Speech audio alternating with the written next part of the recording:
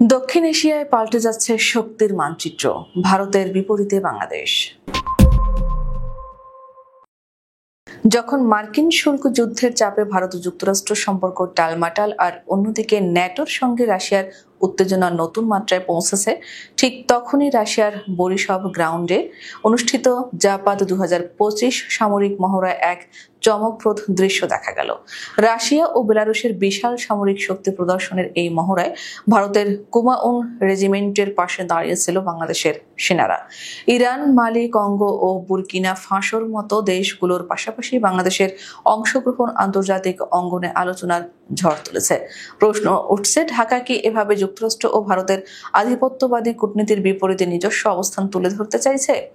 বাংলাদেশে দীর্ঘদিন ধরে ভারসাম্য রক্ষার কূটনীতি অনুসরণ করেছে। একদিকে বেইজিং ও মস্কোর সাথে ঘনিষ্ঠতা, অন্যদিকে ওয়াশিংটন ও নয়াদিল্লির সাথে কাজ করার চেষ্টা করেছে। কিন্তু জাপাত 2025 মহড়ায় রাশিয়া, ইরান ও ভারতের পাশে দাঁড়িয়ে বাংলাদেশের এই অংশগ্রহণকে অনেকে নতুন বাঁক বদল বলেই মনে করছেন।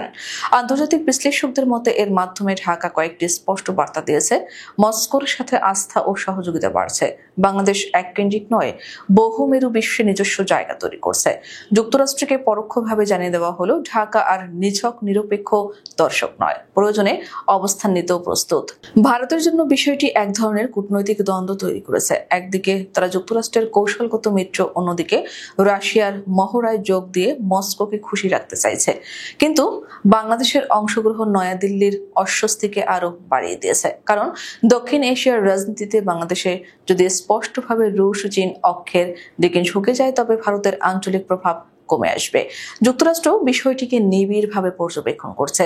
ওয়াশিংটন হয়তো ভারতের পদক্ষেপকে দর কষাকষির সুযোগ হিসেবে ব্যবহার করবে। কিন্তু বাংলাদেশের ক্ষেত্রে মার্কিন প্রশাসন ঠান্ডা প্রতিক্রিয়া দেখাতে পারে, যা দুই দেশের সম্পর্ককে শীতলতা আনতে পারে। বাংলাদেশের এই সাহসী পদক্ষেপ একদিকে আন্তর্জাতিক কূটনীতিতে আত্মবিশ্বাসী অবস্থানকে তুলে ধরেছে, অন্যদিকে কিছু ঝুঁকিও তৈরি করেছে।